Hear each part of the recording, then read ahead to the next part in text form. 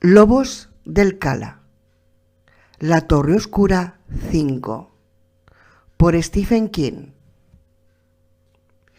Este libro es para Frank Muller, que oye las voces de mi cabeza.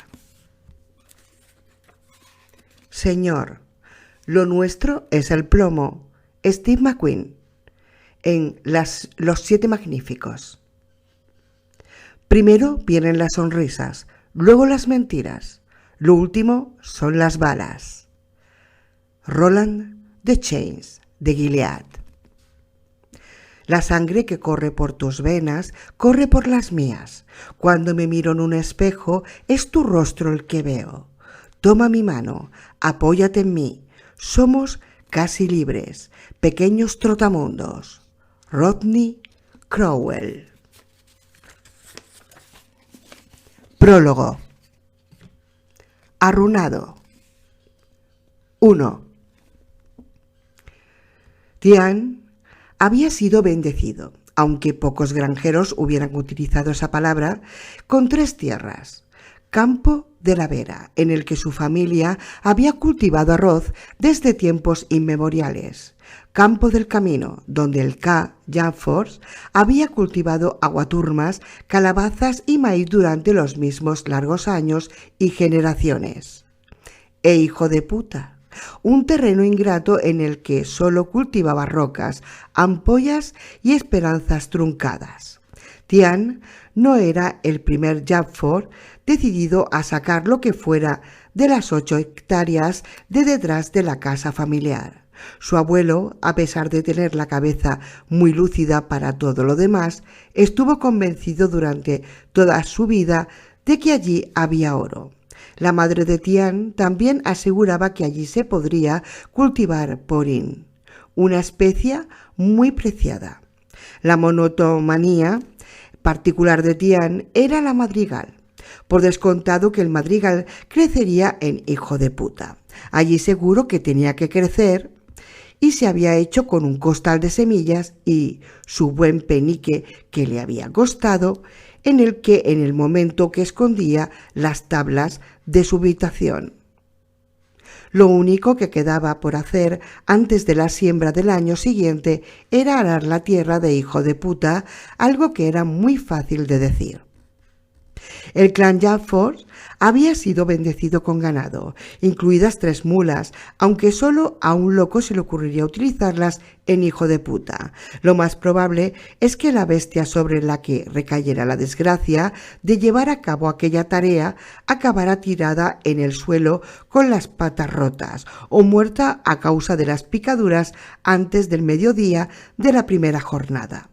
Unos años atrás, uno de los tíos de Tian casi habían hallado aquel destino. Había vuelto corriendo a casa dando alaridos en voz de grito y perseguido por unas enormes avispas mutadas con unos aguijones del tamaño de clavos. Habían encontrado el avispero. Bueno, lo había encontrado Andy. A él no le preocupaban las avispas, por muy grandes que fueran, y lo habían quemado con queroseno, aunque podría seguir habiendo más. Y estaba lo de los agujeros. Cáguenla. Vaya si había agujeros, y los agujeros no pueden quemarse, ¿no? Pues no. Hijo de Puta descansaba en lo que los viejos llamaban terreno desmigajado.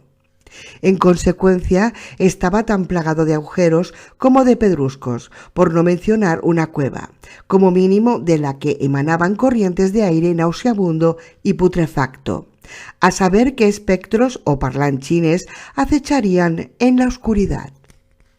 Además, los peores agujeros no se encontraban precisamente donde un hombre o una mula pudiera verlos. No, señor, ni por asomo.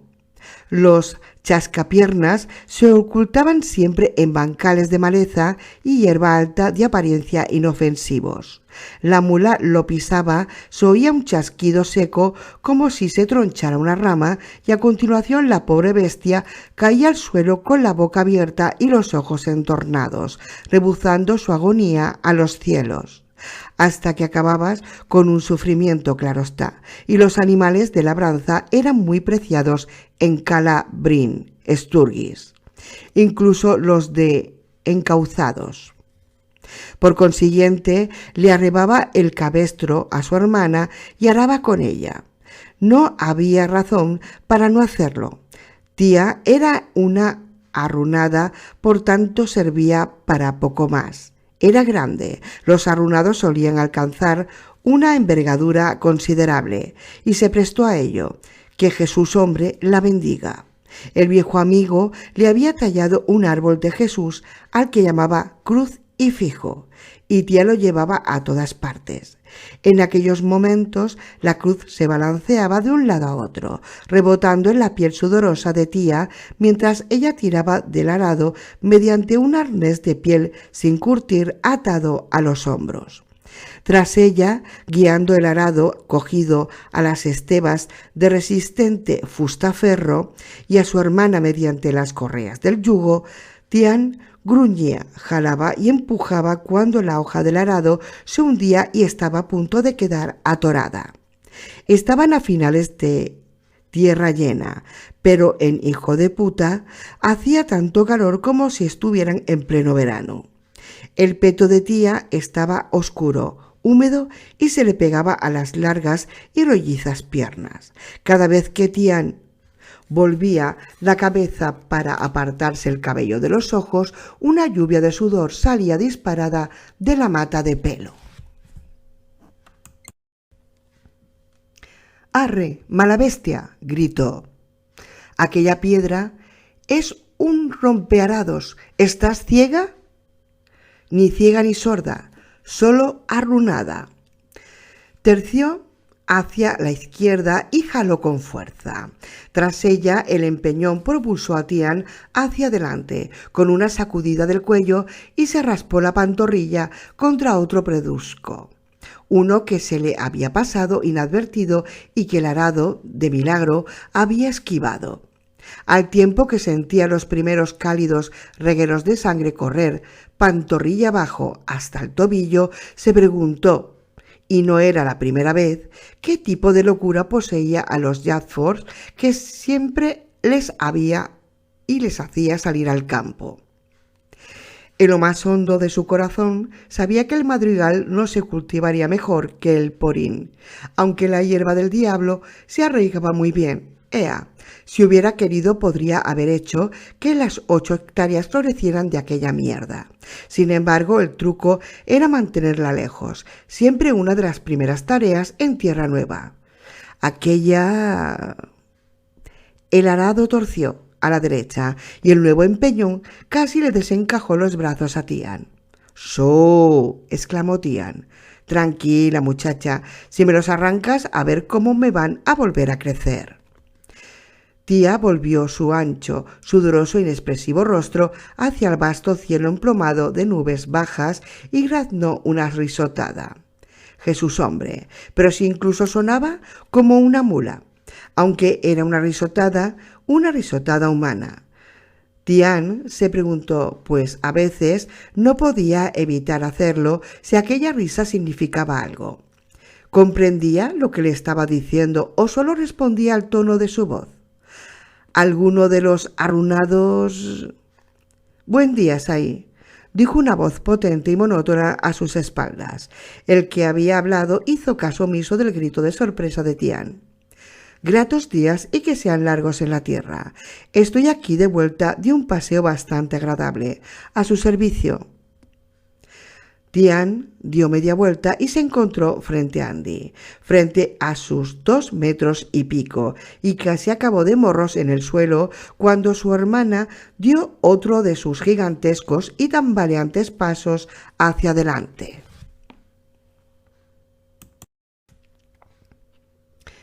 Las correas del yugo salieron disparadas de las manos de Tian y se le enrollaron alrededor del cuello con un chasquido audible. Tía, ignorando el peligro potencial que aquello entrañaba, dio un nuevo y decidido paso hacia adelante y, al hacerlo, le cortó la respiración a Tian. Este dio un grito ahogado, como una arcada, y se aferró a las correas. Mientras tanto, Andy contemplaba la escena con su acostumbrada y amplia sonrisa anodina. Tía volvió a jalar y Tian se vio propulsado hacia adelante. Aterrizó sobre un pedrusco que se le hundió con saña en la raja del trasero, pero al menos recuperó el aliento, aunque solo fuera un instante. Maldita ingrata tierra, siempre igual, no iba a cambiar. Tian se aferró a la correa de cuero antes de que volviera a oprimirle la garganta y aulló. «So, cachoburra, tate quieta si no quieres que te retuerza esas tetotas inútiles hasta arrancártelas de la delantera». Tía se detuvo en consecuencia y echó la vista atrás para saber qué estaba pasando. Sonrió de oreja a oreja, alzó un brazo musculoso y brillante a causa del sudor y señaló. «¡Andy!», exclamó. «¡Ha venido Andy!». «No soy ciego», respondió Tian, y se puso en pie frotándose el trasero. ¿Aquella parte también le sangraba? Buen Jesús, hombre, sabía que sí. «Buen día, Saí». Andy saludó a Tía y se dio 3 golpecitos con sus 3 dedos metálicos en el cuello metálico. «Largos días y gratas noches». Pese a que no cabía duda de que Tía había oído la respuesta acostumbrada a aquellos saludos, y que tú veas el doble, más de 1 millar de veces, lo único que consiguió hacer fue alzar una vez más su rostro estúpido al cielo y rebuznar su risotada pollina.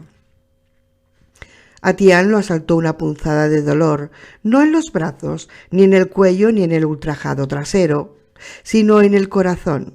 La recordaba de niña entre brumas, tan linda y rápida como una libélula, tan lista como uno pudiera imaginar. Y entonces...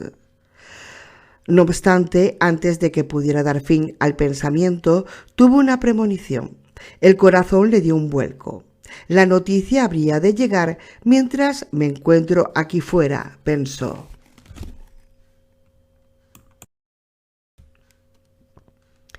Aquí, en este terruño dejado de la mano de Dios, que no reporta ningún bien y donde toda suerte está agafada, había llegado la hora, ¿verdad? Las horas extras. Andy, dijo. ¿Sí? Respondió Andy, sonriente. Andy, su amigo, de vuelta de un paseo bastante agradable, a su servicio. ¿Quiere oír su horóscopo, Saitian? Es tierra llena. La luna está roja, la que llaman luna cazadora en mundo medio. Eso. Lo visitará un amigo. Los negocios prosperan. Tendrá 2 ideas, una buena y una mala. La mala fue salir a arar esta tierra, le interrumpió Tian. Olvida mi maldito horóscopo, Andy. ¿Qué te trae por aquí? Lo más probable es que la sonrisa de Andy fuera inmutable. Después de todo, era un robot. El último de Cala, Bryn Sturgis, o de varios kilómetros a ruedas a la redonda. Sin embargo, Tian creyó percibir que perdía cierta inmutabilidad. El robot parecía el juguete con forma de hombre de un crío pequeño, increíblemente alto y escuálido. Las piernas y los brazos eran plateados, la cabeza un tambor de acero con ojos eléctricos. El cuerpo, dorado, era un cilindro. Estampado en la mitad, en lo que habría sido el torso de un hombre, se leía lo siguiente: North Central Positronics Ltd., en asociación con Industrias Lamerck. Presenta a Andy, modelo, mensajero, muchas otras funciones. Número de serie DNF 44821 V63. ¿Por qué o cómo había sobrevivido aquel cacharro simplón sin el resto de los robots? Había desaparecido desde hacía generaciones. Era algo que Tian no sabía ni le importaba. Era fácil encontrárselo por el Cala. No se aventuraba más allá de sus límites, dando zancadas con sus escuálidas extremidades plateadas, mirándolo todo y de vez en cuando haciendo ruiditos de los suyos mientras almacenaba, o tal vez borraba, a saber, información. Cantaba, esparcía los rumores de punta a punta del pueblo.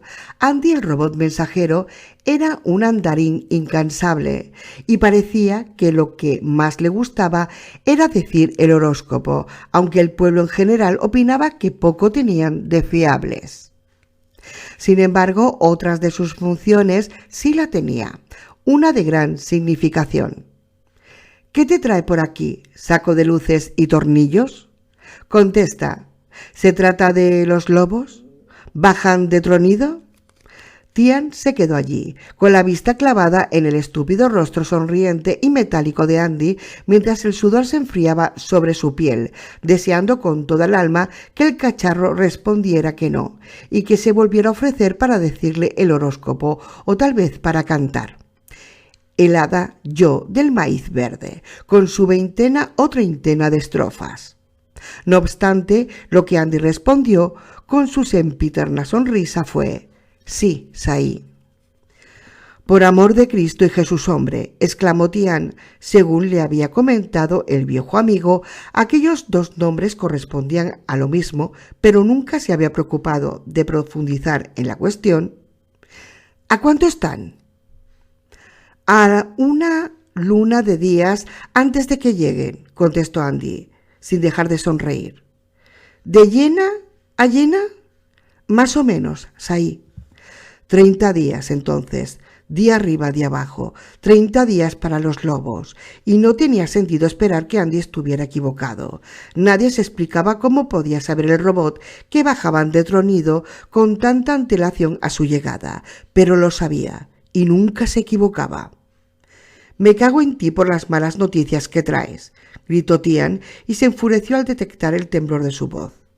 «¿Para qué sirves?» «Siento que las noticias sean malas», se disculpó Andy. Sus entrañas comenzaron a hacer ruiditos secos de forma audible. Los ojos azules refulgieron con mayor intensidad y retrocedió un paso. «¿No quiere que le diga el horóscopo? Estamos a finales de tierra llena, un momento particularmente propicio para consolidar viejos negocios y conocer gente nueva». «Y también me cago en tu falsa profecía». Tian se agachó, cogió un terrón de tierra y se lo arrojó. Un guijarro enterrado en el terrón rebotó con un sonido metálico contra el pellejo de Andy. A Tia se le escapó un grito ahogado y comenzó a llorar. Andy retrocedió otro paso y su sombra se perdió en la lejanía sobre la tierra de hijo de puta. No obstante, la sonrisa odiosa y estúpida permaneció inalterable. «¿Y qué me dice de una canción?» «Los manis en el extremo norte del pueblo me han enseñado una muy divertida. Se llama En tiempos de abandono. Haz de tu Dios tu patrono». De las profundidades de las entretelas de Andy surgió el vacilante graznido de un diapasón seguido de una serie de notas de piano. Dice... El sudor le resbalaba por las mejillas y le pegaba las pelotas que le picaban a las piernas. El olor hediondo de su propia y atolondrada obsesión, mientras Tia gimoteaba con su estúpido rostro vuelto hacia el cielo. Aquel idiota de robot agorero estaba a punto de cantarle una especie de cántico mani. «Calla, Andy», le pidió sin alterarse, aunque entre dientes. «Saí», accedió el robot y se mantuvo en silencio. «Gracias a Dios». Tian se acercó a su balbuciente hermana, le pasó un brazo por los hombros e inspiró su cargado, aunque no del todo desagradable, olor corporal. No detectó obsesión ninguna, solo el olor del trabajo y la obediencia. Suspiró y comenzó a acariciarle el brazo tembloroso. «Ya está, pedazo de burra gritona», dijo. Puede que las palabras no fueran muy afectuosas, pero el tono era amable en extremo y aquello fue a lo que Tia respondió. Comenzó a tranquilizarse. Las prominentes cartucheras de tía le llegaban por debajo de la caja torácica. Le sacaba unos buenos 30 centímetros y si alguien pasara por allí, en aquellos momentos se habría detenido a mirarlos sorprendido por la similitud de las facciones y la gran diferencia de estatura. El parecido, al menos, lo habían heredado por medios dignos. Eran gemelos. Tranquilizó a su hermana con una mezcla de ternezas e irreverencias. Desde que había vuelto arruinada del este, durante todos aquellos años, los dos modos de expresión eran prácticamente lo mismo para Tian Jadford. Y al final el lloriqueo remitió, cuando un herrumbrero cruzó el cielo, planeando de un lado a otro y graznando los chillidos espantosos de costumbre. Tía lo señaló y se rió. Una extraña sensación comenzó a apoderarse de Tian, tan ajena a su naturaleza que ni siquiera la reconoció. No está bien, dijo. No, señor, por Jesús hombre y todos los dioses no está bien. Miró hacia el este, allí donde las montañas se alzaban hacia una creciente oscuridad membranosa que podría haber sido nubes, pero que no lo era. Se trataba de la frontera de Tronido. No está bien lo que nos hacen. ¿Seguro que no quiere oír su horóscopos ahí? Veo monedas brillantes y una bella señorita morena. Las señoritas morenas tendrán que apañárselas sin mí, contestó Tian, y comenzó a quitarle el arnés a su hermana. Estoy casado, como estoy seguro que sabes muy bien. Muchos, pero que muchos hombres casados han tenido su chili, observó Andy, una observación que a Tian le sonó petulante. No los que quieren a sus mujeres. Tian se echó el arnés al hombro, lo había fabricado él mismo, dada la lógica escasez de arreos para seres humanos en la mayoría de las caballerizas, y se volvió hacia casa. Y en cualquier caso, los granjeros no. Dime un solo granjero que pueda permitirse una manceba y te beso ese trasero tan lustroso. Ale, tía, arreando que es gerundio. ¿Casa? Preguntó. Eso es. ¿Comida en casa? Lo miraba en una especie de trance confuso y esperanzado. ¿Papas? Pausa. ¿Y moje? Venga, respondió Tian. ¿Qué coño? Tía dejó escapar un graznido y comenzó a correr hacia la casa.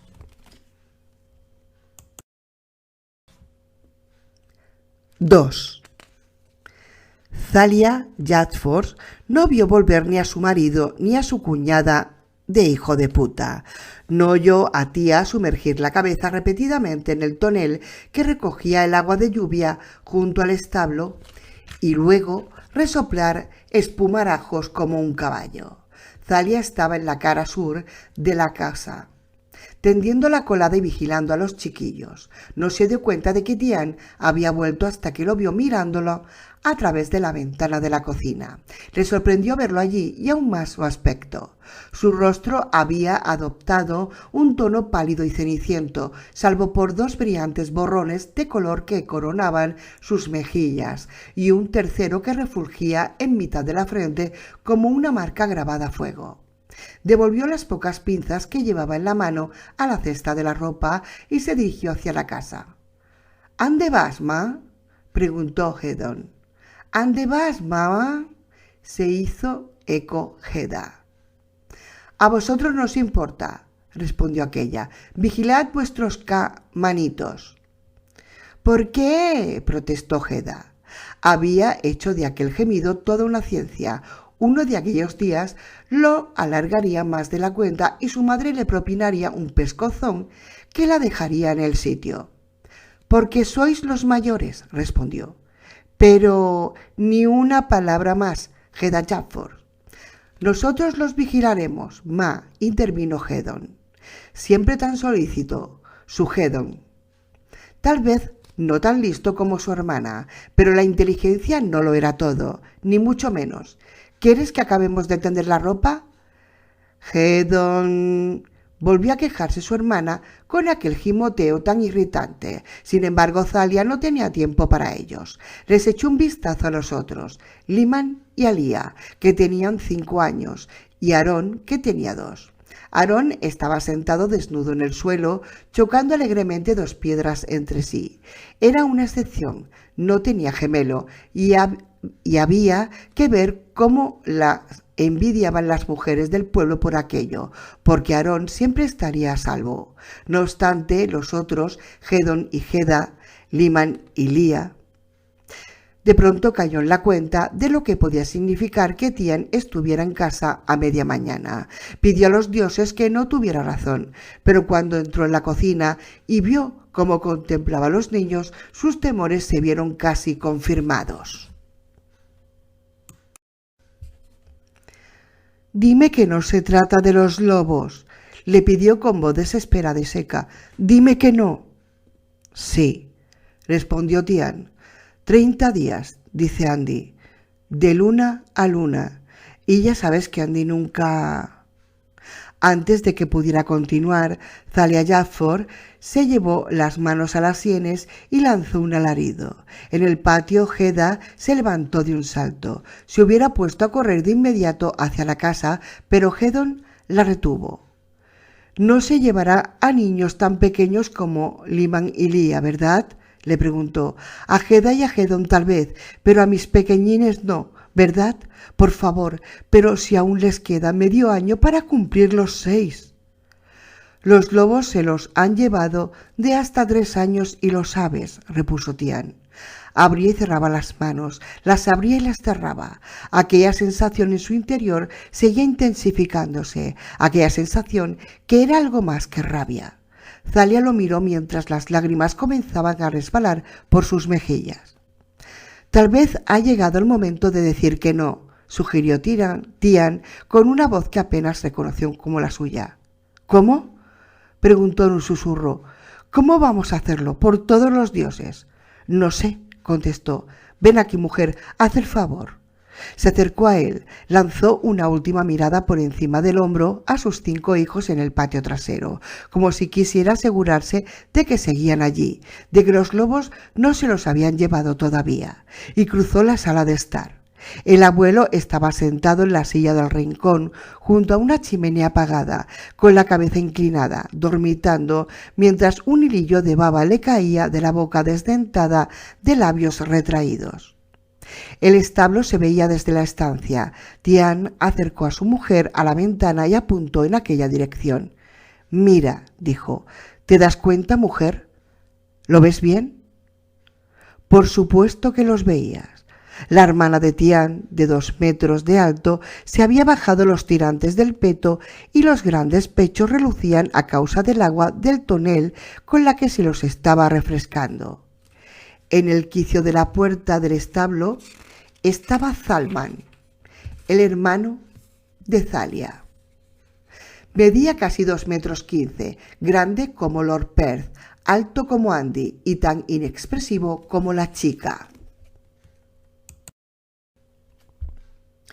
Un joven fornido observando a una joven fornida con los pechos al aire de aquella manera bien podría haber lucido un bulto en los pantalones, pero no había ninguno en los de Thalia, ni lo habría nunca. Era arrunado. Thalia se volvió hacia Tian. Se miraron, eran un hombre y una mujer no arrunados, aunque solo por pura suerte. Por lo que sabían bien, habría podido ser al revés y que Zal y Tia estuvieran allí mirando a Tian y Thalia en el establo, con un cuerpo descomunal y un cerebro reducido. «Claro que los veo», le respondió. «¿Es que te crees que estoy ciega? ¿A veces no has deseado que fuera al revés?», le preguntó. «¿Al verlos así?». Thalia no respondió. «No es justo, mujer, no es justo, nunca lo ha sido. Pero desde tiempos inmemoriales...». «Caguen los tiempos inmemoriales», exclamó Tian. «Son criaturas, nuestras criaturas». «¿Y qué quieres? ¿Que los lobos arrasen el Cala hasta los cimientos? ¿Que nos corten el cuello a todos y que nos frían los ojos? Porque ya ha pasado, y tú lo sabes». Lo sabía, de acuerdo. Sin embargo, ¿quién iba a poner las cosas en su sitio si no eran los hombres del Cala Bryn Sturgi? Las autoridades seguro que no, porque no las había. Por aquellos andurriales no contaban con un sheriff, ni de alto rango ni de bajo. Estaban solos. Incluso mucho tiempo atrás, cuando las baronías interiores brillaban con luz propia por su orden, poca de aquella luz habrían visto por allí. Aquello era tierra fronteriza y la vida en aquellos parajes siempre había sido extraña. Y luego los lobos comenzaron a aparecer y la vida se enrareció aún más. ¿Cuándo había comenzado? ¿Cuántas generaciones atrás? Tian no lo sabía, pero creyó que tiempos inmemoriales era demasiado tiempo. Los lobos ya hacían incursiones en los poblados fronterizos cuando el abuelo era un niño. De eso no hay duda. De hecho, el hermano mellizo del abuelo había sido raptado mientras jugaban a las tabas sentados en la tierra. Se le llevaron a él porque estaba más arrejuntado a la cañada. Les había contado muchas veces el abuelo. Si ese día salgo el primero de la casa, habría estado más cerca de la cañada y se me llevan a mí. Dios es bueno. A continuación besaba la cruz de madera que el viejo amigo le había dado, la alzaba al cielo y reía con socarronería. Aunque el abuelo del abuelo le había contado que en sus tiempos, o sea, unas 5 o tal vez 6 generaciones atrás, si los cálculos de Tian eran correctos, no había lobos que bajaran de tronido sobre caballos grises. Tian le había preguntado al anciano en una ocasión, ¿y por aquel entonces todos los críos venían de 2 en 2 menos unos pocos? ¿Algunos de los ancianos de entonces lo comentó alguna vez? El abuelo había rumiado la cuestión y luego había sacudido la cabeza. No recordaba que los ancianos se hubieran pronunciado sobre aquel respecto en ningún sentido. Thalia lo miraba angustiada. No estás en condiciones de cavilar esas cosas, pienso yo, no después de pasarte la mañana en ese pedregal. Mi estado de ánimo no va a cambiar dependiendo de cuándo vengan o de quién se lleven, respondió Tian. No irás a hacer una tontería, ¿verdad, Te? Una tontería y menos tú solo. No, le aseguró. Seguro, ya ha empezado a maquinar algo, pensó Thalia, y se permitió un atisbo de esperanza. No había nada que Tian pudiera hacer contra los lobos, ni él ni nadie, pero no era tonto. En un pueblo de granjeros en que la mayoría de los hombres no eran capaces de pensar más allá de la plantación del siguiente surco o del plantar el nabo los sábados por la noche, Tian era un bicho raro. Sabía escribir su nombre, sabía escribir palabras que decían «te quiero, Thali», por lo que se la había ganado, aunque ella no supiera leerlas en la tierra. Sabía sumar y también cortar el revés, que decía que era más difícil. Podría ser que... Parte de ella no quiso terminar el pensamiento. Pese a todo, cuando su corazón y mente maternal llegaron al rescate de Geda y de Gedón y de Lía y de Liman, parte de ella quiso mantener la esperanza. ¿Entonces qué? Voy a convocar una reunión municipal. Enviaré la pluma. ¿Acudirán? Cuando se enteren de la noticia, todo hombre en el Cala se apuntará. Lo discutiremos. Quizá esta vez estén dispuestos a luchar. Quizá estén dispuestos a luchar por los críos. Loco asesino, dijo una voz cascada y vieja a sus espaldas. Tian y Thalia se volvieron cogidos de la mano para mirar al anciano. Sesino era una palabra dura, pero Tian consideró que el anciano los miraba. Lo miraba con dulzura. ¿Por qué ha dicho eso, abuelo?, le preguntó. Los hombres irán pa'lante a esa reunión que estás rumiando y quemarán la mitad de los sembraos cuando estén ajumaos, sentenció el anciano. A los sobrios... sacudió la cabeza. A esos no les harás mover ni un dedo. Creo que esta vez se equivoca, abuelo, repuso Tian. Y Thalia sintió que un terror gélido le oprimía el corazón. Sin embargo, enterrada en su interior, a reguardo, se ocultaba aquella esperanza. 3. Se habían producido menos regonzos si al menos les hubiera avisado con una noche de antelación como mínimo, pero aquello no entraba en los planes de Tian. No podían permitirse el lujo de perder ni siquiera una noche, y cuando envió a Gedón y a Geda con la pluma, todos acudieron. Sabía de antemano que lo harían. La sala de reuniones municipal del Cala se encontraba al final de la calle principal del pueblo, pasado el almacén de Toc, en diagonal al pabellón que, como siempre a finales de verano, estaba polvoriento y en penumbras.